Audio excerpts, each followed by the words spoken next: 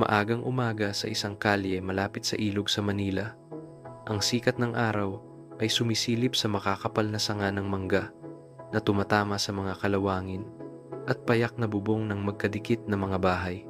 Isang banayad na hangin ang humihip, dala ang amoy ng basang lupa matapos ang ulan ng gabi.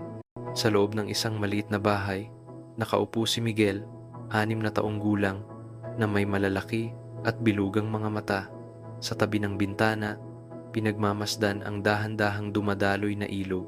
Sa lumang kahoy na mesa, may isang larawan lamang ng kanyang ina, isang kuha noong siya'y bata pa. Mahaba ang buhok na nakalugay.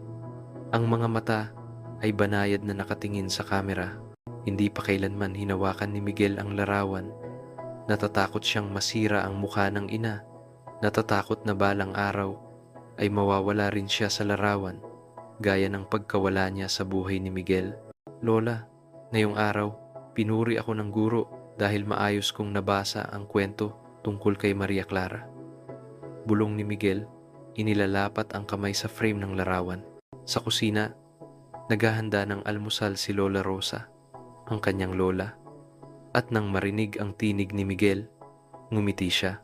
Anak ni Lola, huwag kalimutan kumain bago pumasok sa eskwela. Alam mo naman, mahaba pa ang daraanan mo. Wika niya nang malumanay, ngunit may bahagyang panginginig. Tanda ng pagtanda, ngumiti si Miguel ng bahagya. Alam ko na, Lola. Ngunit sa kanyang puso, puno pa rin ng kalungkutan. Nawala na ang kanyang ina. Malayo ang ama sa trabaho. Tanging si Lola na lang ang kasama niya. Pakiramdam niya, malawak ngunit hungkag ang mundo sa paligid niya. Ngayon, naglakad si Miguel papuntang paaralan na nakasuot ng lumang tsinelas. Mabilis ang hakbang sa latakang daan na may natirang tubig ulan. Ang halakhak ng mga tao, tawag ng mga nagtitinda, at ingay ng mga jeepney ay naghalo. Bumubuo ng pamilyar na musika ng isang mahirap ngunit masiglang komunidad. Sa paaralan, sinikap ni Miguel na maging masaya, ngunit paminsan-minsan ay tinutokso siya ng mga kamag-aral.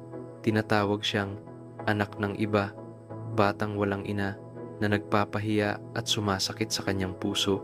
Pagkatapos ng klase, dali-dali siyang umuwi. Sa daan, huminto siya sa isang nagtitindang kalesa at bumili ng candy na saging, paborito na dati niyang binibili ng ina tuwing pauwi siya galing eskwela.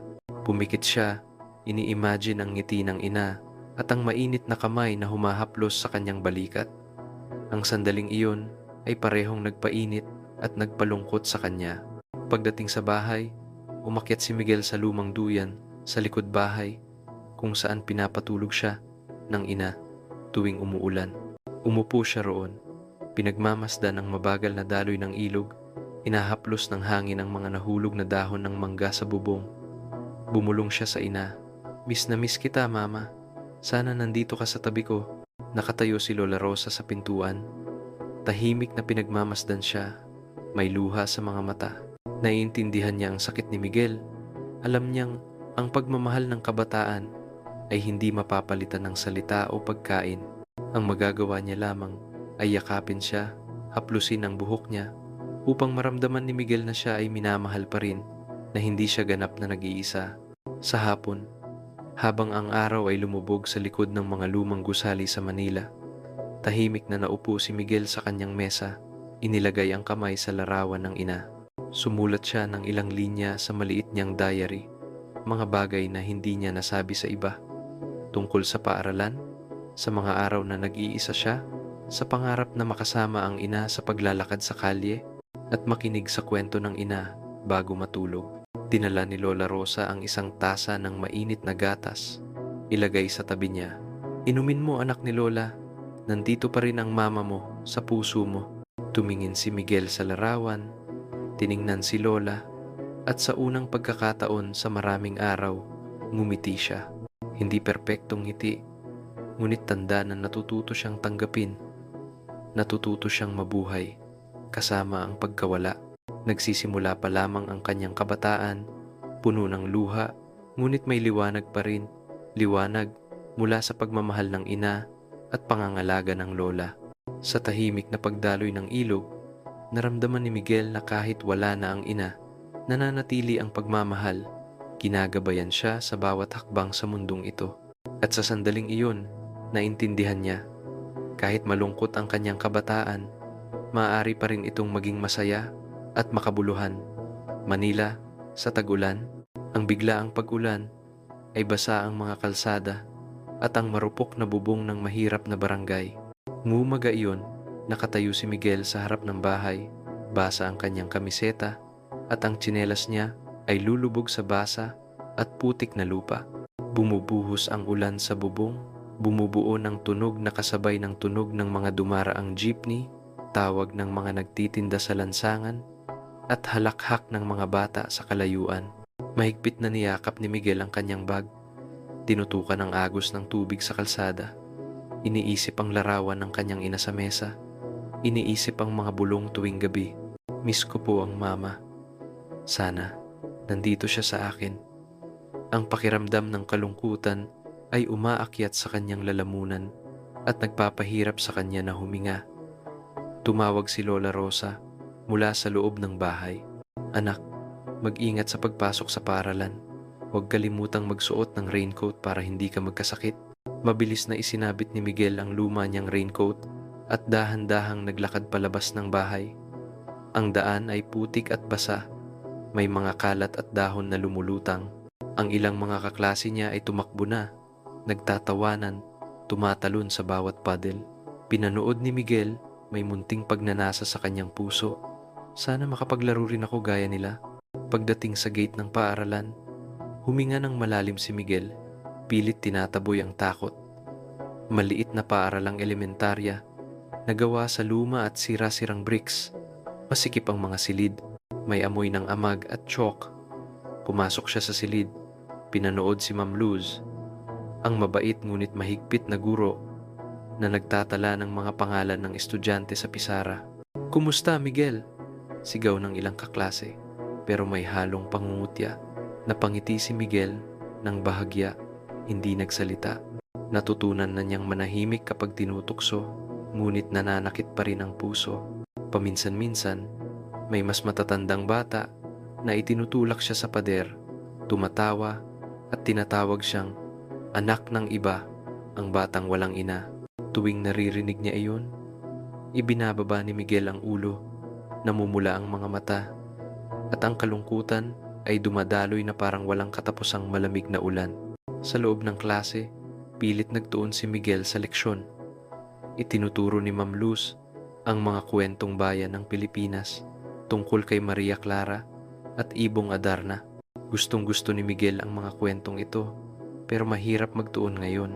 Ang bawat maliit na tunog sa silid, ang paglipat ng mga pahina, ang bulong ng mga kaklase, ay nagpaparamdam ng lungkot sa kanya.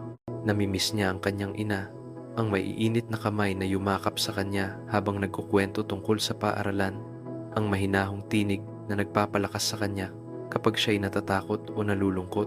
Sa recess, lumabas si Miguel sa playground, pilit nakatayo mag-isa sa ilalim ng bubong upang iwasan ang ulan. Ang ilang kaklase ay tumatalon sa malalaking paddle, naglalaro ng tubig at nagtatawanan ng malakas. Tahimik na naupo si Miguel sa isang sulok, iniisip ang larawan ng kanyang ina. Pumikit siya at ini-imagine ang kamay ng ina na hinahaplos ang kanyang buhok, ang tinig ng ina na tumatawa. "Miguel, huwag malungkot, magiging maayos ang lahat." Ang sandaling iyon ay sabay na mainit at masakit dahil alam niyang wala na ang ina niya. Isang araw, ang malakas na ulan ay tumagal mula umaga hanggang tanghali. Basa ang silid-aralan, amoy putik at basang lupa ang humahalo, pero kailangan pa ring umupo ang mga estudyante sa madulas na sahig na kahoy. Nanlalamig si Miguel. May ilan na humihikab at umuubo, pero hindi nagreklamo si Miguel. Naalala niya ang sinabi ni Lola Rosa, "Magtiyaga ka anak, lilipas din ang hirap."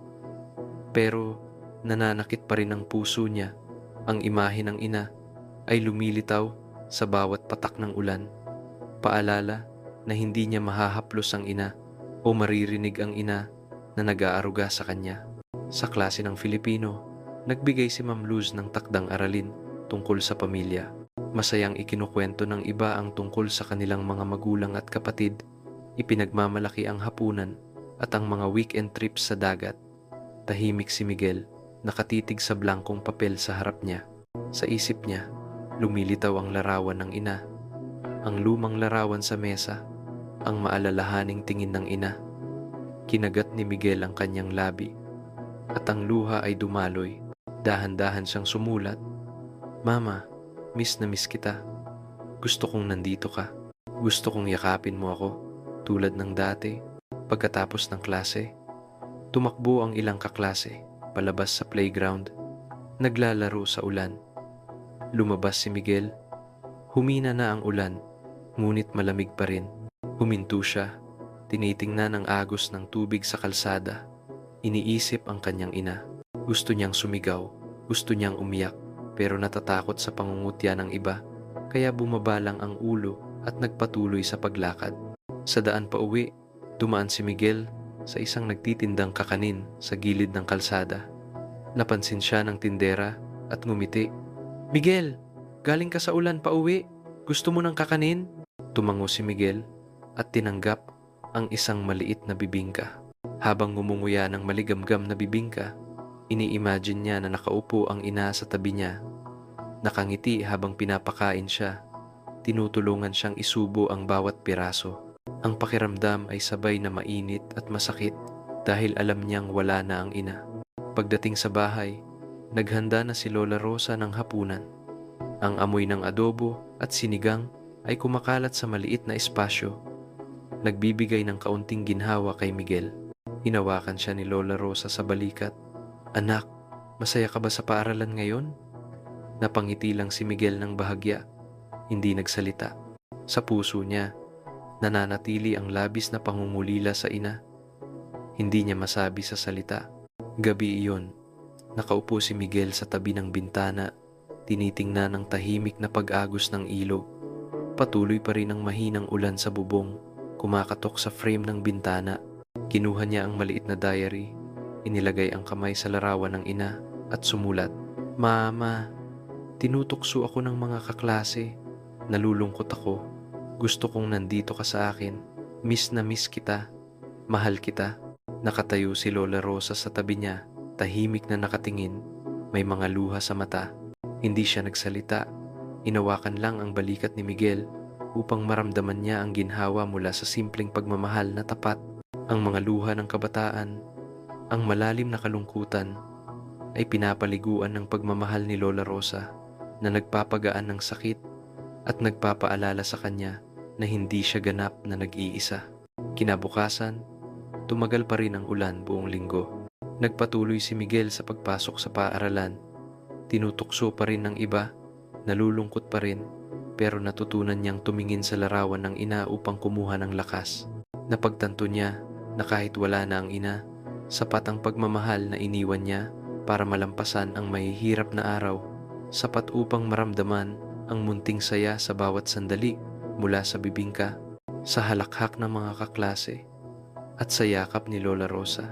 At sa sunod-sunod na araw ng ulan, naunawaan ni Miguel na ang kabataan ay hindi lang tungkol sa paglalaro, kundi sa pag-aaral ng pagtitiis, sa pag-aaral magmahal, at sa paghawak sa mga mahalagang alaala sa puso. Siya ay maliit, malungkot, pero unti-unti nang nagiging matatag, na may pagmamahal ng ina bilang liwanag na gumagabay. Tuwing gabi na nakaupo si Miguel sa tabi ng larawan ng ina, habang tahimik na dumadaloy ang ilog sa labas ng bintana, hindi na siya umiiyak dahil sa kalungkutan. Umiiyak siya dahil namimiss niya ang ina, dahil napagtanto niya na ang kabataan ay parehong malungkot at maganda, at ang kalungkutan ay magpapatibay sa kanya sa paglaki. Ang mga luha na iyon, sa ilalim ng liwanag ng buwan sa Manila, ay naging patunay ng walang hanggang pagmamahal, ng alaala ng kabataan, at ng simula ng mahabang paglalakbay upang matagpuan ang kaligayahan at kasiyahan sa buhay. Patuloy ang mga araw ng ulan sa Manila. Ang kalawangin at payak na bubong ay tumutunog sa pantay-pantay na patak na tila ritmo ng puso ng kabataan ni Miguel. Nakaupo ang 6 na taong gulang na si Miguel sa lumang duyan sa bakuran. Pinagmamasdan ang dahan-dahang dumadaloy na tubig sa latakang daan. Ang ulan ay nagbigay ng malabong anyo sa paligid at sa puso niya lalong tumitindi ang pakiramdam ng pag-iisa. Isang hapon, kinuha ni Miguel ang larawan ng kanyang ina mula sa mesa. Maingat na inilagay sa kanyang mga hita. Nanginginig ang maliliit niyang kamay na tila natatakot masira ang larawan. Tahimik siyang nakaupo, ngunit sa loob niya, sumiklab ang isang kakaibang ideya. Paano kaya siya makakausap ng ina kung narito pa ito? Ang kaisipang iyon ay nagdulot ng malungkot na ngiti at pagkatapos ay bumulong siya sa larawan. Mama, alam kong wala ka rito, pero gusto kong marinig mo ang kwento ko. Gusto kong makita mo ako, gaya ng dati. Pumikit siya, ini-imagine ang mukha ng ina. Nakangiti at mainit ang damdamin. Mula sa sandaling iyon, nagsimulang makipag-usap si Miguel sa isang imahinasyong kaibigan na tinawag niyang Lala, ang anyo ng ina na nilikha niya upang hindi na maramdaman ang pag-iisa. Tuwing hapon ng ulan, kapag tumutunog ang patak sa bubong, magkasama si Miguel at Lala sa duyan. Ikinukwento niya kay Lala ang tungkol sa paaralan, sa guro niyang si Luz, sa mga pagkakataong tinutokso siya ng mga kaibigan at kung gaano niya kamiss ang ina. Tahimik si Lala, kumikindat o ngumingiti ng banayad na ini-imagine ni Miguel at nararamdaman niyang umiinit ang puso niya. Isang araw, dinala ni Miguel ang larawan ng ina at lumabas sa bakuran. Naupo si Lala sa tabi niya, nakatingin ng maamo sa bawat kilos. Binuksan ni Miguel ang maliit na aklat. Ikinukwento kay Lala ang mga kwento ni na Maria Clara at Ibong Adarna. Binabasa niya ang bawat linya, nanginginig ang boses ngunit puno ng damdamin. Ini-imagine na hinaplos ng ina ang kanyang balikat at ngumingiti bilang paggabay. Ang sandaling iyon ay nagdulot sa kanya ng kasiyahan at kalungkutan. Kasiyahan sa pakiramdam na kasama ang ina. Kalungkutan sa kaalaman na wala na talaga ito. Unti-unti, naging bahagi si Lala ng pang-araw-araw na buhay ni Miguel. Pagpunta sa paaralan, ini-imagine niyang nakaupo si Lala sa kanyang balikat, ngumingiti at hinahaplos ang kanyang ulo tuwing siya'y binubuli. Pag-uwi sa bahay, lumilitaw si Lala sa tabi ng larawan ng ina, nakikinig sa kwento ng mga simpleng pangarap. Makapaglakad-lakad sa kalye, makatikim ng mainit na bibingka, at marinig ang kwento ng ina bago matulog. Isang umaga, patuloy ang malakas na ulan. Dahan-dahang naglakad si Miguel papuntang paaralan. Sa latakang daan, pumikit siya. Ini-imagine si Lala sa tabi niya at hindi na siya natakot. May ilang bata na tinutokso siya at tinawag na anak ng iba. Ngunit ngumiti si Miguel. Alam niyang nandyan si Lala. Nagbibigay aliw at hindi na tinitiis ng salita ng iba ang sakit sa kanyang puso. Sa klase, maingat niyang pinagmamasdan ang mga kamag-aral. Ngunit sa halip na matakot, iniisip niya, nandyan si Lala sa tabi ko, hindi ako nag-iisa. Nang magturo si Guro Luz tungkol sa mga kwento ng bayan, malakas niyang binasa ang takdang aralin nang hindi nanginginig. Ang ngiti at tingin ng imahinasyong si Lala ang nagbigay sa kanya ng lakas. Unti-unting lumakas ang loob niya. Hapon iyon, bumalik ang malakas na ulan. Umuwi si Miguel, tumakbo sa mga putik, mabilis ang tibok ng puso sa halo ng takot at tuwa. Pagdating sa bahay, kinuha niya ang larawan ng ina at inilagay si Lala sa tabi. Ikinuwento niya ang nangyari sa araw na iyon, tungkol sa pagbasa ng kwento ni Maria Clara, sa kalokohan ng mga kaibigan sa ulan, at sa lungkot ng hindi mahagkan ng ina. Nakikinig si Lala, kumindat at ngumiti na parabang nakatingin pa rin ang ina. Sa mga sumunod na araw, lalong naging malapit si Miguel kay Lala. Tuwing mag-isa o malungkot, ikinukwento niya ang mga nangyari, nagtatapat o tahimik lang. Nararamdaman ang presensya ng kaibigang iyon. Sa ganitong paraan, natutunan niyang kontrolin ang kalungkutan at hanapin ang munting kasiyahan sa maliliit na bagay. Candy na saging, amoy ng adobo ni Lola Rosa, huni ng mga ibon sa bubong, o banayad na patak ng ulan. Isang araw, Umulan ng matindi mula umaga hanggang gabi. Nakaupo si Miguel sa bintana, ang larawan ng ina sa harapan at dumadaloy ang luha. Bumulong siya. Mama, gusto kong yakapin mo ako. Gusto kong sabihin mo na magiging maayos ang lahat. Lumitaw si Lala sa imahinasyon. Inilagay ang kamay sa balikat ni Miguel, ngumiti ng maamo. Ramdam niya ang init na para bang nandoon talaga ang ina. Unti-unti, nawala ang pag-iisa at tanging pagmamahal at aliw ang natira. Sa tahimik na gabi, ikinukwento ni Miguel kay Lala ang pinakamagagandang alaala kasama ang ina.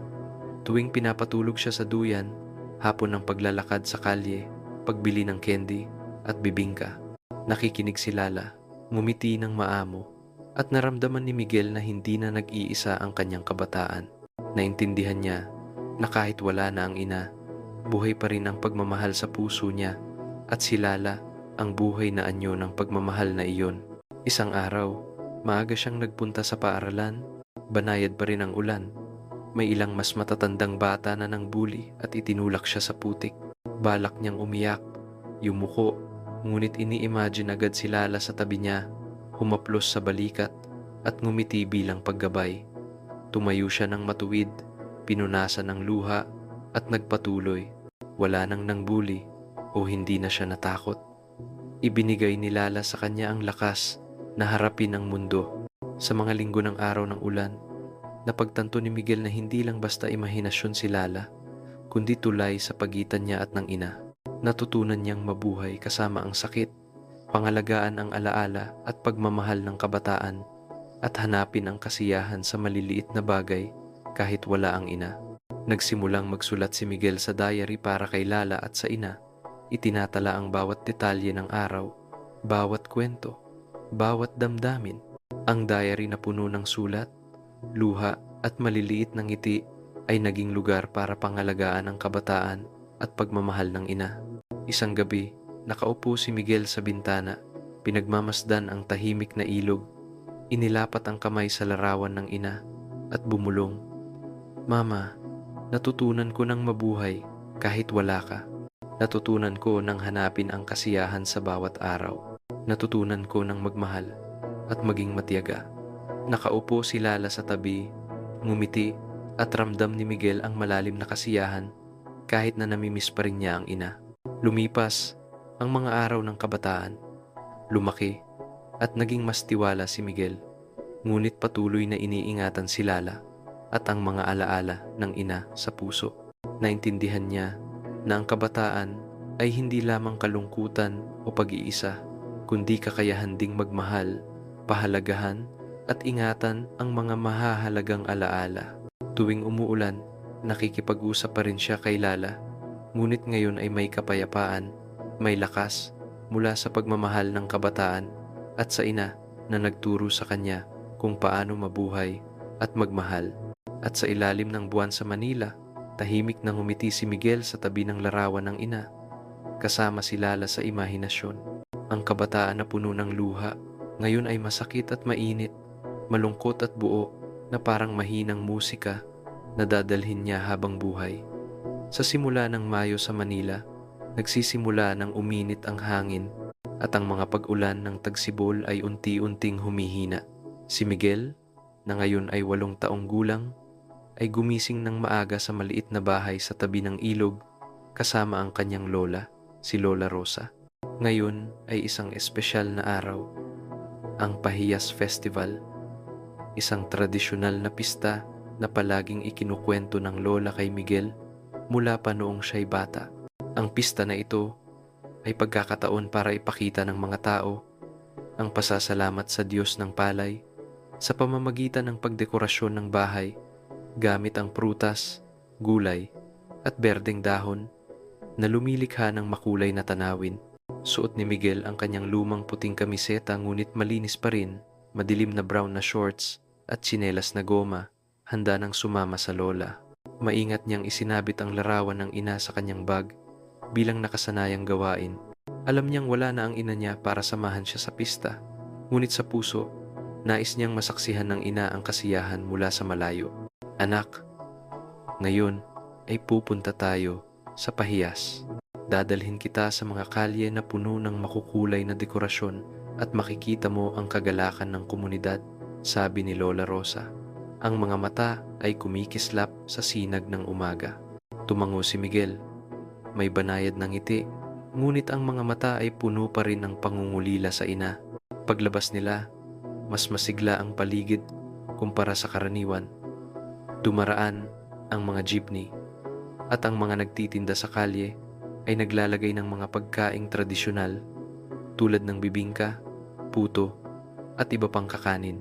Kumakalat ang tradisyonal na musika mula sa mga makikitid na eskinita, kasabay ng tawanan ng mga bata at sigaw ng mga nagtitinda na bumubuo ng isang buhay na larawan na parabang nakapasok si Miguel sa ibang mundo kung saan ang kalungkutan ay tila naglalaho na lamang. Naglakad sila sa pangunahing kalye kung saan ang mga bahay ay pinalamutian ng iba't ibang gulay at sariwang prutas. Bawat bahay ay may sariling estilo, ngunit lahat ay makukulay at malikhaing dekorasyon. Huminto si Miguel, binuksan ang mga mata, tinitingnan ang mga dahon ng palay na kulay ginto, pulang sili, talong, at makukulay na kalabasa na nakasabit sa dingding. Ramdam niya ang kagalakan sa buong katawan, ngunit ang pangungulila sa ina ay patuloy na nagbibigay halo ng saya at lungkot. Lola, bakit po ganito karami ang dekorasyon sa mga bahay? Tanong ni Miguel. Ang mga mata ay inosente, ngunit puno ng kuryosidad. Iyan ang paraan nila ng pagpapakita ng pasasalamat. Ang pahiyas ay pista ng pasasalamat sa Diyos ng palay at sa masaganang ani. Ngunit higit pa rito, ito ay pagkakataon para magsama-sama ang mga tao, magbahagi ng saya at pagmamahal. Sagot ni Lola Rosa. May banayad ng ngiti, ngunit ang mga mata ay puno ng lalim. Ngumiti si Miguel ng bahagya, ngunit ang puso ay may dalang kalungkutan. Ini-imagine niya ang ina na nakatayo sa tabi niya, nakangiti habang nag-iikot sa mga bahay, hawak ang kanyang kamay ng mainit. Pumikit siya sandali, at mas malinaw na lumitaw ang imahe ng ina. Mahaba ang buhok, mahinahon ang mga mata, at may mabait na ngiti. Sa imahinasyon, nakikipag-usap si Miguel sa ina na parang kausap ang kaibigang Lala, isang imahinaryong kaibigan na ginawa niya mula sa larawan ng ina. Sa buong umaga, naglakad sila ni Lola Rosa sa mga kalye, tinitingnan ang bawat bahay na pinalamutian ng maayos. Ang iba pang mga bata ay nagtatawanan, naglalaro, at nagbabahagi ng candy at pagkain. Nakilahok si Miguel sa maliit na laro, kasama ang ilang bata, na ini-imagine si Lala na nasa tabi niya upang mawala ang takot. Tumango si Lala at ngumiti sa imahinasyon ni Miguel, na nagbigay sa kanya ng tiwala at ginhawa, at sa unang pagkakataon sa maraming buwan, naramdaman niya ang ganap na kasiyahan. Huminto si Miguel sa harap ng pinakamakinang na bahay, kung saan may daan-daang berdeng dahon at prutas na nakasabit na parang isang natural na kurtina. Hinaplos niya ng bahagya ang nakasabit na kalabasa, ramdam ang lambot at lamig. Sa sandaling iyon, ini-imagine niya ang ina na nasa tabi niya, hawak ang kanyang balikat, nakangiti ng mainit. Dumaloy ang luha sa pisngi ni Miguel, ngunit ngayon ay luha ng kaligayahan dahil naisip niya na ang ina ay laging naroroon sa mga simpleng kasiyahan sa bawat sandali ng buhay.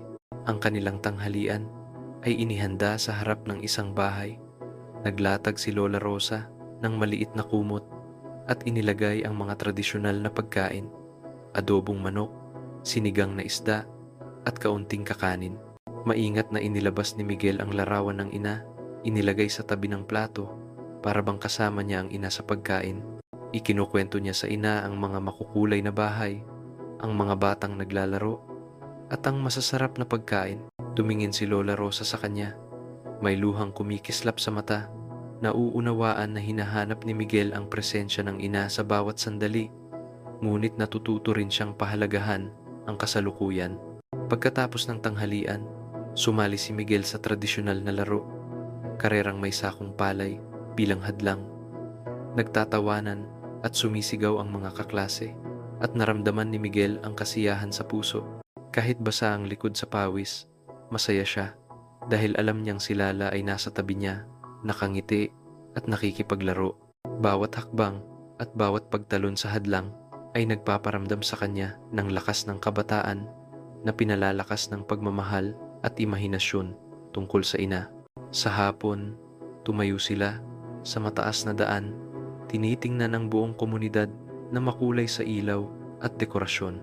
Ramdam ni Miguel ang tibok ng komunidad, ang pagkakaisa ng mga tao, at sa isang bahagi, naisip niya na ang kasiyahan ay hindi lamang dahil sa ina, kundi dahil sa pagbabahagi, pagmamahal, at koneksyon sa mga tao sa paligid.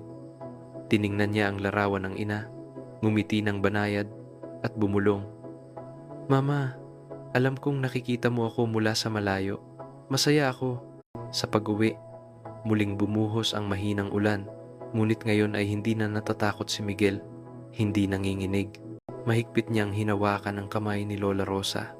Ramdam ang init mula sa kanya, at si Lala ay patuloy na lumitaw sa imahinasyon, nakatayo sa tabi niya, nakangiti at tumatango.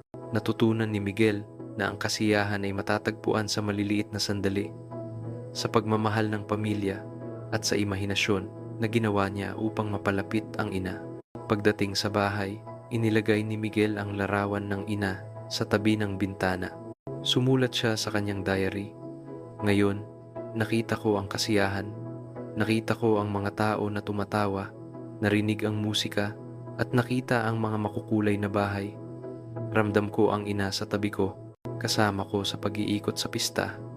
Natutunan ko na ang kaligayahan ay hindi lamang dahil nandyan ang ina, kundi dahil nararamdaman ko ang pagmamahal na iniwan niya at ang presensya ng pamilya sa paligid." Gabi iyon, nakaupo si Miguel sa duyan, nakikinig sa mahinang pag-ulan sa bubong. Tiningnan niya ang larawan ng ina, pinanood si Lola Rosa na nag-aayos sa kusina, at naisip na ang kabataan, kahit puno ng luha, ay maaaring maging ganap. Ang mga araw ng pahiyas, ang mga ulan, ang mga laro, ang pagkain, lahat ay patunay na ang pagmamahal, alaala, at kasiyahan ay nandyan kahit na ang isang mahal sa buhay ay wala na. Pumikit si Miguel, ngumiti, ramdam ang init mula sa larawan kay Lola Rosa at sa imahinasyon tungkol kay Lala. Ang kabataan niya, na puno ng luha ngunit makulay, malungkot ngunit masaya, ay naging mahalagang kayamanan na kanyang dadalhin sa buong buhay. Alam niya na ang mga alaala ay tutulong sa kanya na lumaki, matutong magmahal, pahalagahan, at maramdaman ang kaligayahan sa maliliit na bagay. At sa ilalim ng liwanag ng buwan sa Manila, sa pagitan ng mahinang pag-ulan, naisip ni Miguel na ang ina, kahit wala na sa kanyang tabi, ay buhay sa kanyang puso, sa bawat kasiyahan, sa bawat tawa, sa bawat luha, at sa imahinasyon na ginawa niya upang mapalapit ang ina. Ang Pahiyas Festival, kasama ang lahat ng kulay, tunog, at lasa nito, ay naging sandigan para kay Miguel sa pag-aaral kung paano magmahal, mamuhay, at hanapin ang kaligayahan sa bawat sandali ng kabataan. Maagang umaga sa Manila, sumisilip ang mga sinag ng araw sa pagitan ng mga dahon ng mangga, tumatama sa mga kalawangin at payak na bubong ng mahirap na barangay. Malamig at maaliwalas ang hangin, ngunit ramdam pa rin ni Miguel ang malalim na kawalan sa kanyang puso. Ngayon, nagpasya siyang gawin ang matagal na niyang ninanais. Magsulat ng liham para sa kanyang ina, liham na hindi pa niya naipapadala at hindi pa nasasabi sa salita. Nakaupo siya sa lumang duyan sa bakuran, nakaharap ang larawan ng ina, hawak ang lapis na nanginginig sa maliit niyang kamay. Sa harap niya ay isang puting papel, unang pahina ng makapal na diary. Huminga siya ng malalim, sinusubukang buuin ang lahat ng magulong damdamin sa loob.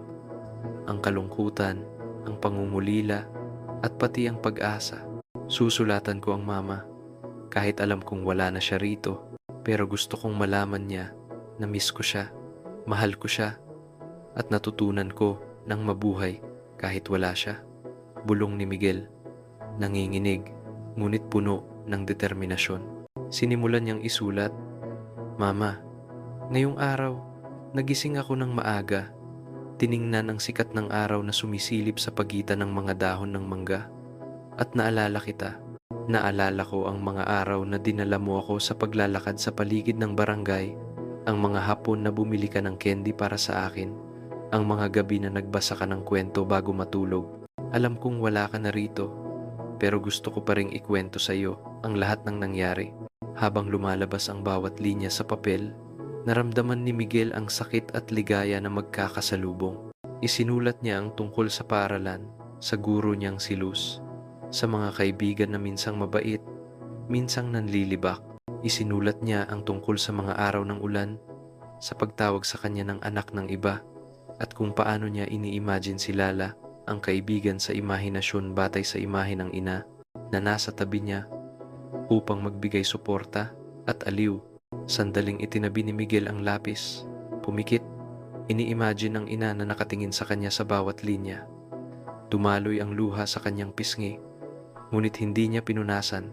Bawat patak ay mensahe, bahagi ng kanyang puso na inihahatid sa ina. Nagpatuloy siya sa pagsusulat. Ngayon ay Pahiyas Festival. Naglakad kami ni Lola Rosa sa paligid ng mga kalye.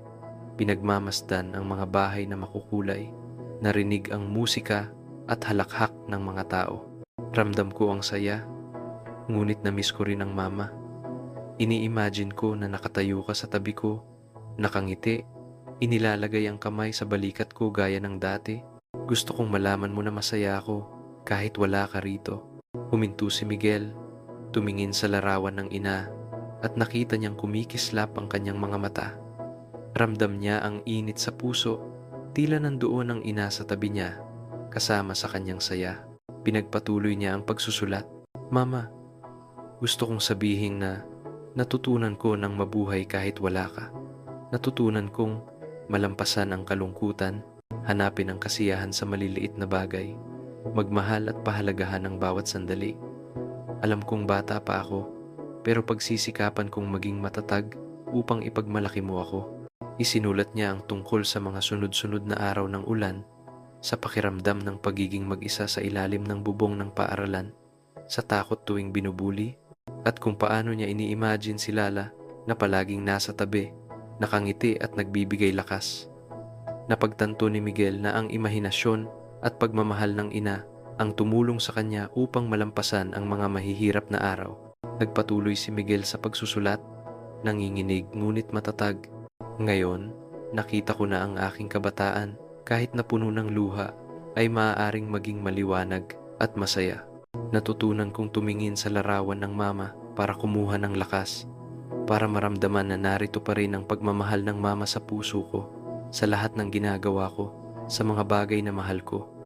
Natutunan kong kahit wala ka na sa tabi ko, palaging nariyan ka sa sarili mong paraan. Itinigil ni Miguel ang pagsusulat, tumingin sa papel. Ramdam niya ang ginhawa, tila nabawasan ang bigat sa puso. Ngunit nanatili ang kalungkutan, nagpapaalala na ang mama niya ay laging wala na. Kinuha niya ang isang lumang sobre, plano sanang ilagay ang liham, ngunit huminto. Alam niya na hindi na matatanggap ng mama, ngunit itatago niya ang liham bilang kayamanan, bilang paraan upang mapalapit ang mama sa kanya. Sa hapon, lumabas si Miguel sa bakuran. Inilagay ang liham sa tabi ng larawan ng ina. Pinagmamasdan niya ang dahan-dahang pagdaloy ng ilog. Narinig ang banayad na patak ng ulan sa bubong at bumulong.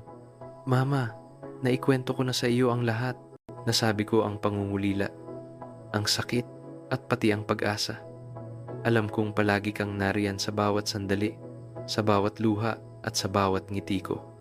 Dinala ni Lola Rosa ang isang tasa ng mainit na gatas, inilagay sa tabi niya. Inumin mo, anak ni Lola. Alam ko na mismo ang mama mo, pero natutunan mo ng mabuhay at magmahal. Iyan ang nagpapasaya sa akin at nagpapagmamalaki sa iyo. Ngumiti si Miguel. Ramdam ang init mula kay Lola, mula sa pagmamahal ng mama at mula sa sarili niya. Napagtanto niya na ang sakit ay hindi mawawala, ngunit maaari itong pagsamahin sa kasiyahan, pag-asa at pagmamahal upang bumuo ng mas ganap na kabataan. Sa mga sumunod na araw, madalas na nakaupo si Miguel at nagsusulat sa diary, Nakikipag-usap kay Lala at ini-imagine ang mama sa tabi niya. Bawat hindi pa naipadalang liham ay mensahe ng pagmamahal, paraan upang mapanatili ang alaala at koneksyon sa mama. Napagtanto niya na ang pagsusulat ng damdamin ay nagpapalakas sa kanya, tumutulong tanggapin ang realidad at pahalagahan ang pagmamahal ni Lola Rosa at ng komunidad. Isang gabi, inilagay ni Miguel ang liham sa tabi ng larawan ng mama, nakaupo sa duyan, pinagmamasdan ang tahimik na ilog. Bumulong siya. "Mama, alam kong wala ka na rito, pero ramdam ko ang presensya mo sa bawat sandali ng buhay. Alam kong patuloy akong lalago, patuloy na matututo magmahal at mabuhay ng buo." Sa sandaling iyon, ramdam ni Miguel ang malalim na kasiyahan. Kahit puno ng luha ang kabataan niya, kahit mabigat ang kalungkutan, napagtanto niya na ang pagmamahal at alaala ng mama ang nagbigay sa kanya ng lakas upang harapin ang mundo. Ngumiti siya, dumaloy ang luha, ngunit ito'y luha ng pag-asa at aliw. Nakatayo si Lola Rosa sa tabi ng bintana. Tahimik na pinagmamasdan siya, may luha sa mata. Naiintindihan niya na si Miguel ay lumalaki, natututo mabuhay sa pagkawala, natututo pahalagahan ang pagmamahal ng mama, at natututo hanapin ang kasiyahan sa maliliit na bagay. Ang mga luha ng kabataan ngayon ay patunay ng walang hanggang pagmamahal, ng lakas ng loob, at ng pag-unlad ni Miguel. Sa gabing iyon, natulog si Miguel na may liham na hindi pa naipapadala sa tabi ng larawan ng mama. Napanaginipan niya ang mama nang umingiti, hinahaplos ang kanyang buhok at banayad na boses na nagsasabing, "Miguel, lumaki ka na. Natutunan mo ng mabuhay at magmahal. Palagi akong nariyan sa tabi mo." Nagising siya ng may init sa puso, at sa unang pagkakataon matapos ang maraming buwan, ramdam niya ang ganap na kapayapaan. Ang kabataang puno ng luha ay hindi na lamang sakit, kundi isang paglalakbay patungo sa kasiyahan at kaganapan mula sa natitirang pagmamahal. Naintindihan ni Miguel na ang liham na hindi pa naipapadala ay hindi lamang mensahe para sa mama, kundi paraan upang mapanatili siya sa puso, upang siya ay lumaki, at upang matutunan niyang mabuhay ng buo kahit wala na ang mama. Ang bawat linya, bawat patak ng luha, at bawat maliit na ngiti ay sasamahan siya habang buhay, patunay ng pagmamahal sa kabataan, ng lakas ng loob, at ng pag-asa na hindi mawawala. Sa katapusan ng tag-ulan sa Manila, dala ng hangin ang amoy ng mamasa-masang lupa at singaw mula sa tahimik na ilog. Si Miguel, na ngayon ay 9 na taong gulang, ay pumasok sa maliit na bahay ni Lola Rosa na may mabigat na mga mata. Ngayon, alam niya na ang pamilya ay haharap sa isang malaking pagbabago. Mas mabigat kaysa dati ang hangin sa loob ng bahay. Nakaupo si Lola Rosa sa kanyang upuan, hawak ang tasa ng mainit na tsaa ngunit hindi iniinom, nakatingin sa malayo. Napansin ni Miguel ang kakaibang tono ng boses ng Lola nang tawagin siya. "Miguel, kailangan nating mag-usap tungkol sa tatay mo." Huminga ng malalim si Miguel, ramdam ang parang pagkakapit ng kanyang puso. Ang tatay niya, na halos bihirang makita sa mga pista o katapusan ng linggo, ay nagpadala ng telepono na nagsasabing darating siya sa Manila para makita si Miguel. Ngunit alam ni Lola Rosa na hindi magiging madali ang pagkikita na ito. Si Ramon, ang ama ni Miguel, ay isang lalaking may malakas na personalidad ngunit walang gaanong pasensya, at madalas na wala sa loob ng maraming taon dahil sa trabaho at mga mahabang paglalakbay. Naalala ni Miguel ang mga pagkakataong bigla na lamang dumating ang ama, may halong seryoso at munting pagmamahal sa kanyang mga salita. Nasanay na siya sa kawalan ng ama, sa larawan ng tatay na nakasabit sa dingding, ngunit hindi na umaasa ng labis sa kanyang pagmamahal. Nang dumating si Ramon, agad na naging tense ang sala. Nakatayo siya sa pintuan, may kulubot na kamiseta, mukha seryoso ngunit pilit ngumiti. Nakatayo si Miguel sa tabi ni Lola Rosa, may halo ng takot at pangamba. "Kamusta, Miguel?" sabi ni Ramon. Malalim ang boses ngunit pilit banayad. "Anak, kailangan nating mag-usap." Tahimik si Miguel, tinitingnan ng tatay, mabilis ang tibok ng puso. Hindi niya alam kung paano harapin ang tensyon ng ama o kung paano ipahayag ang totoong damdamin. Naalala niya ang ina, ang mga araw kasama si Lola Rosa at Lala, at muling sumiklab ang damdaming kalungkutan. Nagsimulang magsalita si Ramon tungkol sa mga pagbabago sa pamilya, tungkol sa nais niyang maging mas malapit at aktibo sa buhay ni Miguel. Ngunit halong kaba ang boses niya, kaya ramdam ni Miguel ang kontradiksyon. Gusto niyang lumapit, ngunit hindi alam kung paano ipakita ang pagmamahal. Si Miguel, bagaman maliit, ay ramdam ang takot at pangamba, ngunit may kaunting tapang. Lumapit siya at tumingin sa mata ng tatay. Tatay, namimiss ko si Mama, pero hindi ko alam kung ano ang gagawin mo para makasama kita. Natatakot akong iiwan mo rin ako tulad ng ginawa ni Mama. Nagulat si Ramon, parang tinamaan sa pinakalalim ng puso. Yumuko siya at malalim ang boses. Miguel, ayaw kong maramdaman mong nag-iisa ka. Nagkamali ako. Gusto kong magsimula muli, maging tunay na ama para sa iyo. Ngunit hindi sapat ang salita para mawala ang duda ni Miguel. Naalala pa rin niya ang mahabang araw na walang ama, ang mga hapunan na walang kasama, ang mga gabi sa tabi ng larawan ng ina at mga liham na hindi na ipadala. Ang sakit ng kabataan ay hindi pa nawawala at ngayon, kailangan niyang harapin ang takot na mauulit ang nakaraan. Sa mga susunod na araw, sinubukan ni Ramon na maging malapit kay Miguel. Dinadala niya ito sa paglalakad sa Manila, kumain ng bibingka, at pinasyal sa mga kalye kung saan naganap ang Pahiyas Festival. Ngunit nanatili ang distansya ni Miguel. Ini-imagine pa rin niya si Lala sa tabi. Nakangiti, nagpapaalala ng pagmamahal ni Mama at aliw mula kay Lola Rosa.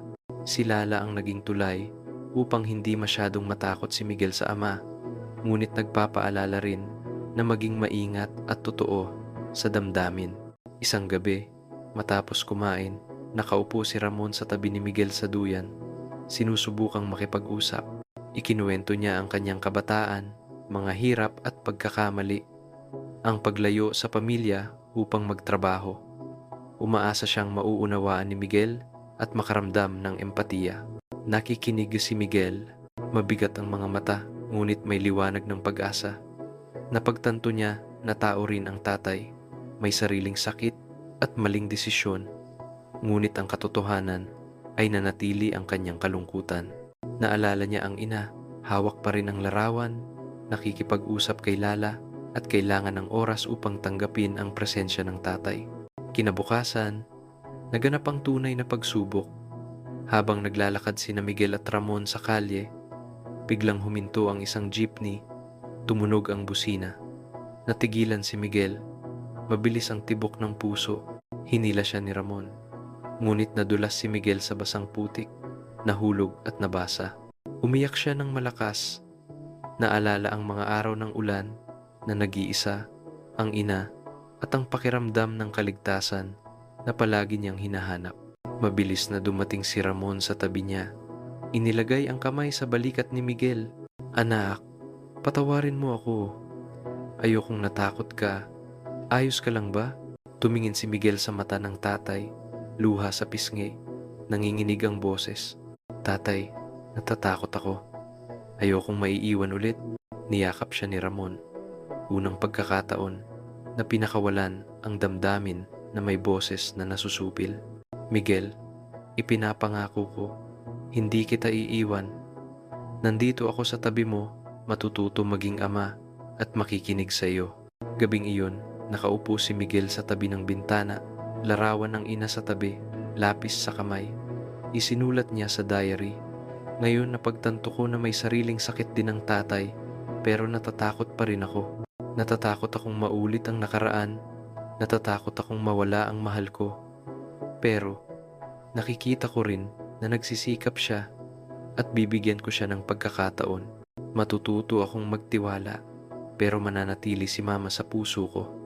Sa mga sumunod na araw, unti-unting nabuo ang bagong relasyon nila Miguel at Ramon. Natutunan ni Ramon ang pasensya, kung paano makipag-usap kay Miguel, at natutunan ni Miguel tanggapin, magpatawad, at magmahal habang hawak pa rin ang alaala ng ina. Patuloy na lumalabas si Lala sa imahinasyon, nagpapaalala na hindi nawala ang pagmamahal ng ina at ang larawan ng ina ang pinagmumulan ng aliw at lakas. Isang gabi, nakaupo si Miguel sa duyan, liwanag ng buwan sa tahimik na ilog, tinitingnan ang larawan ng ina. Bumulong, "Mama, alam kong nagsisikap si tatay at natututo rin akong magmahal. Miss ko pa rin kayo, Mama. Pero napagtanto ko na ang pagmamahal at pag-aalaga ay pwedeng lumitaw sa maraming paraan. Mananatili si Mama sa puso ko, pero bubuksan ko rin ang puso ko para kay tatay." Nakatayo si Lola Rosa sa tabi ng bintana. Pinapanood sina Miguel at Ramon, may luha sa mata. Alam niya na ang pagsubok ng pamilya ay nagdulot ng bitak, ngunit ito rin ay pagkakataon para maghilom upang matutunan ni Miguel kung paano magmahal, pahalagahan at harapin ang mga pagkawala sa buhay. Ang kabataan ni Miguel, kahit puno ng luha, ay unti-unting nagiging mas ganap. Napagtanto niya na ang mga pagsubok ay hindi lamang nagdadala ng sakit, kundi pati pagkakataon na lumaki, matutong maging matiisin, magpatawad, at magmahal. Patuloy ang pagpatak ng luha, ngunit ngayon ay luha ng pag-asa at paglaki, kasama ang pagmamahal ng ina at ng tatay. At sa ilalim ng liwanag ng buwan sa Manila, sa pagitan ng hangin at mahinang ulan, ramdam ni Miguel ang kapayapaan. Alam niya na ang kabataan ay laging may luha, ngunit puno rin ng pagmamahal, pag-asa, at kasiyahang nagmumula sa pagkatuto kung paano magmahal at mamuhay ng buong buo sa mga huling araw ng Hunyo. Buhay na buhay ang Manila sa ilalim ng sikat ng araw ng tag-init. Si Miguel, ngayon ay 10 taong gulang na, ay naramdaman ang pagbabago sa kanyang puso. Matapos ang mga pangyayaring kasama ang ama, natutunan niyang dahan-dahan na buksan ang sarili, matutong magpatawad at magtiwala sa mga relasyon sa paligid. Ngunit paminsan-minsan, sumasalubong pa rin ang kalungkutan ng kabataan at nagpapaalala sa kanya tungkol sa ina at sa mga buwan na puno ng luha. Isang umaga, habang pumapasok si Miguel sa silid-aralan, nakilala niya si Isabela, isang bagong batang babae, nakakalipat lamang mula Quezon City. May mahaba at makintab na itim na buhok si Isabela, maliwanag na mga mata at banayad ng ngiti. Ngunit may kalungkutan ding nakatago sa kanyang mga mata. Agad na naramdaman ni Miguel ang isang bagay na pamilyar, ang kalungkutan na tanging mga taong nakaranas ng pagkawala lamang ang nakakaintindi. Ipinakilala ni Guru Luz, "Mga bata, ngayong araw ay tinatanggap natin si Isabela. Tulungan natin siyang maramdaman na parang nasa tahanan siya." Ngumiti si Miguel, ngunit may bahagyang pag-aalinlangan sa puso. Naalala niya si Lala sa tabi niya, na nagpapaalala na maaari niyang buksan ang puso, ngunit kailangan maging maingat. Lumapit siya at umupo sa tabi ni Isabela, mahinang bati. "Hi, ako si Miguel. Maligayang pagdating sa klase." Tiningnan siya ni Isabela, bahagyang nagulat at ngumiti. "Hi Miguel, ako si Isabela. Salamat." Sa mga sumunod na araw, unti-unting naging malapit sina Miguel at Isabela. Ikinuwento niya sa batang babae ang tungkol sa paaralan, mga laro sa bakuran, at ang mga hapon ng ulan, kung kailan siya nakaupo at nagsusulat sa diary. Nakikinig si Isabela, at ang kanyang mga mata ay nagniningning sa tuwing nagkukuwento si Miguel. Napagtanto niya na sa unang pagkakataon, nakakapagsalaysay siya nang hindi nakararamdam ng kalungkutan.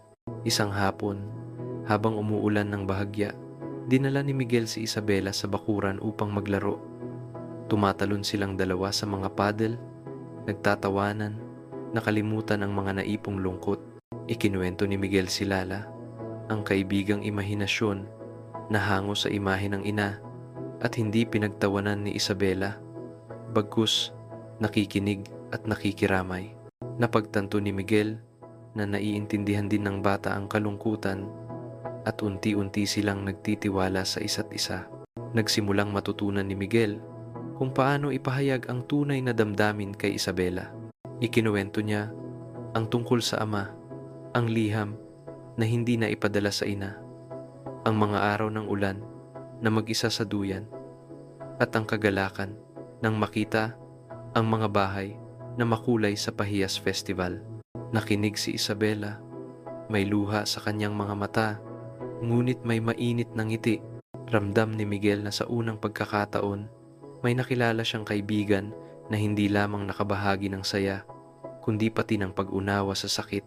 Isang gabi, nakaupo si Miguel sa tabi ng bintana, nakapatong ang larawan ng ina sa tabi niya, at nakatayo si Isabela sa tabi, nakikinig sa kanyang kwento tungkol sa mga pangarap ng kabataan.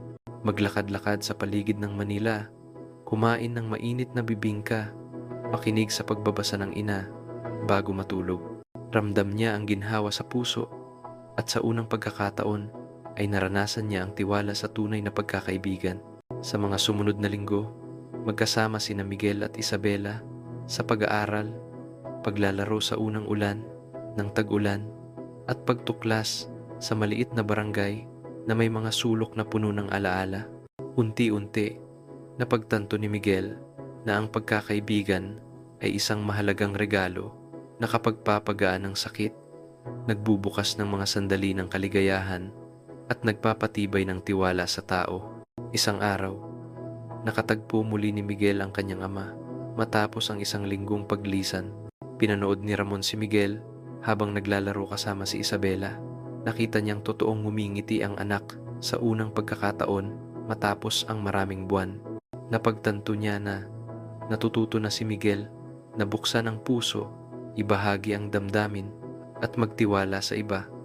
Ito ay isang mahalagang aral na hindi niya natutunan mula sa ama, ngunit natagpuan na ngayon ng bata.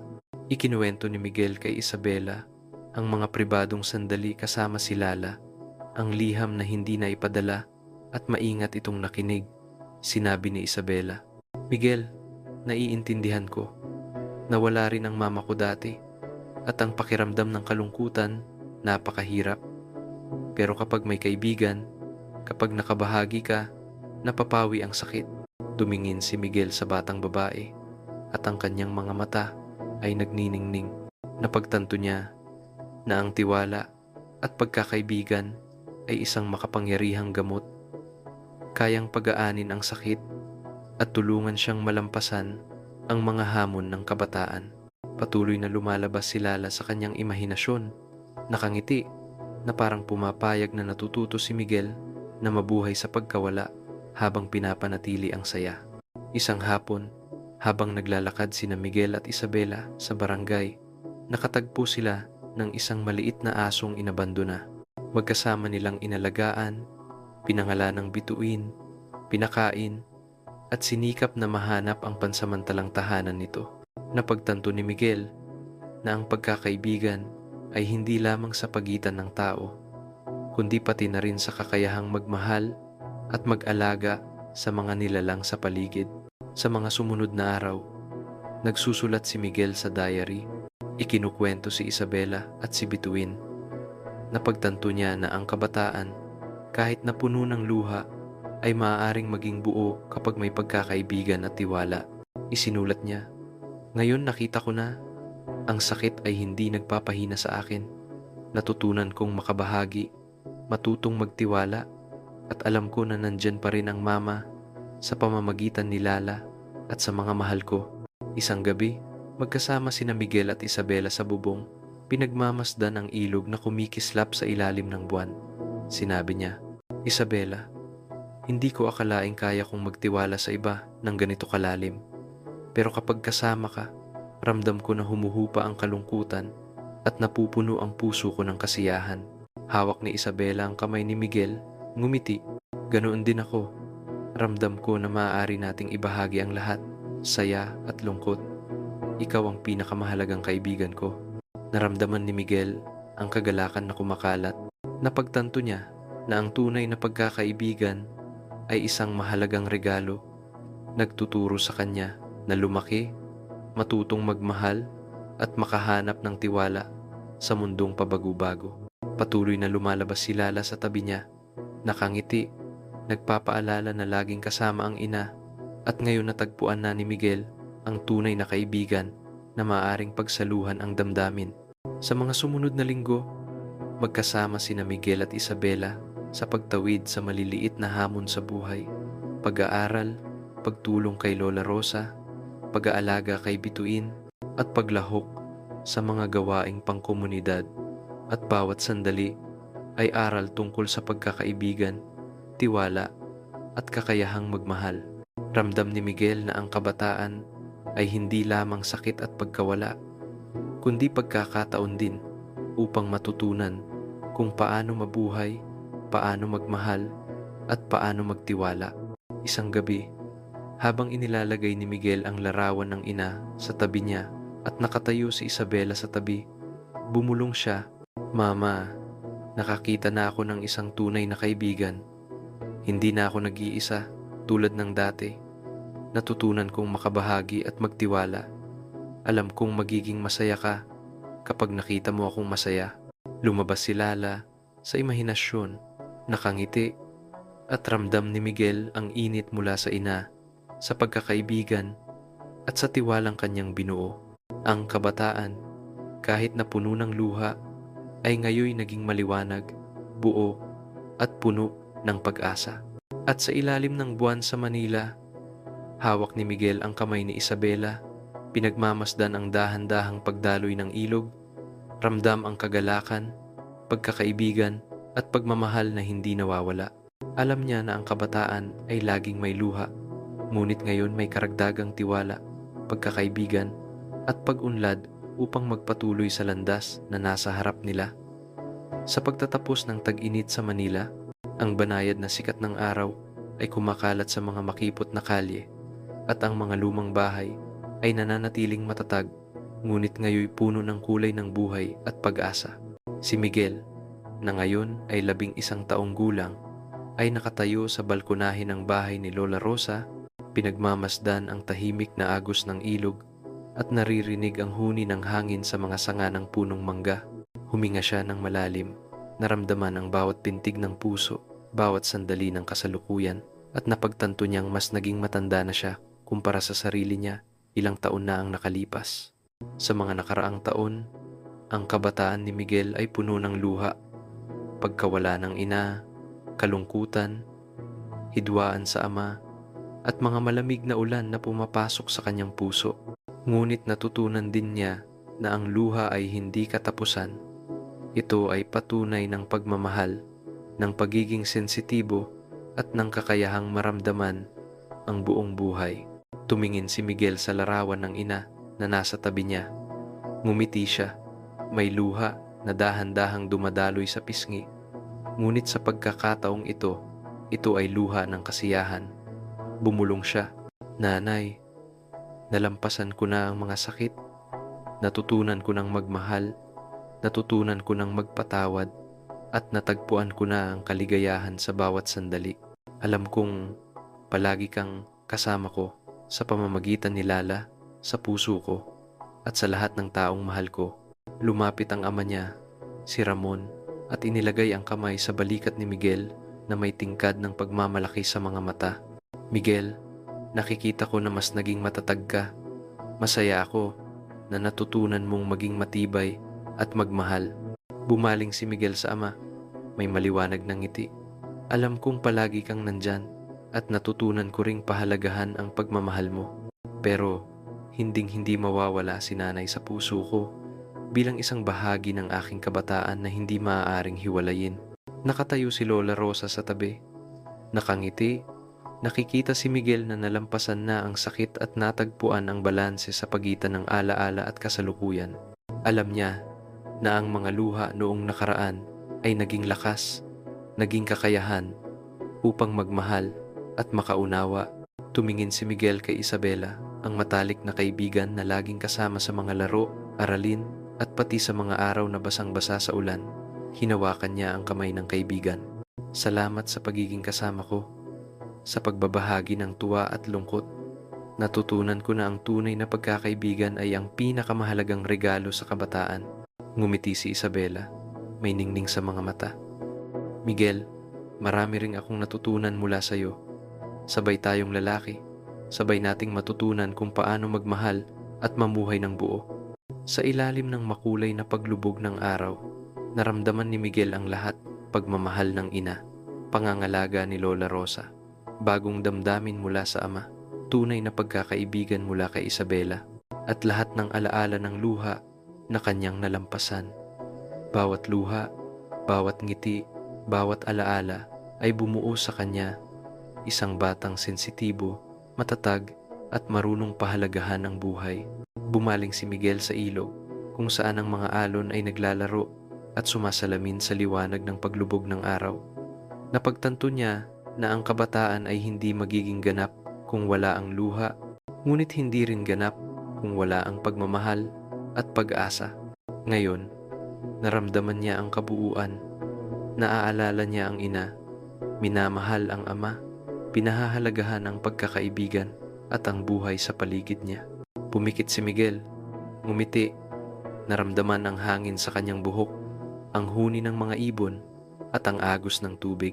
Sa sandaling iyon, naiintindihan niya na ang kaligayahan ay hindi kawalan ng sakit, kundi ang kakayahang tanggapin, magmahal at mamuhay ng buo sa bawat sandali.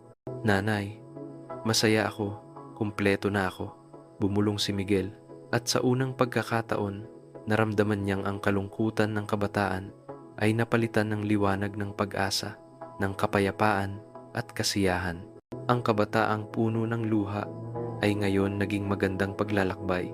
Alam ni Miguel na kahit maraming pagsubok sa buhay, natutunan niyang tumayo ng matatag, magmahal, magpatawad at pahalagahan ang lahat ng mahalaga. At sa sandaling iyon, naintindihan niya, ang kabataan ay hindi para kalimutan, kundi para matutunang mamuhay ng buo, hawak ang pagmamahal sa puso at magpatuloy sa landas ng buhay na may tapang at pananampalataya. Sa ilalim ng maalab na langit ng Manila, bumulong si Miguel, ngumiti at naramdaman ang init mula sa pamilya, pagkakaibigan at alaala ng ina. Alam niya na kahit may luha sa kabataan, natagpuan na ng puso niya ang kaligayahan at kabuuan, ang pinakamahalagang regalong maaaring ibigay ng kabataan. At sa gayon, ang kabataan ni Miguel, puno ng luha, ngunit puno rin ng pagmamahal, ay nagtapos sa isang ganap na wakas, dala ang mahahalagang aral ng paglaki, pagmamahal, pagpapatawad, at pag-asa na walang hanggan.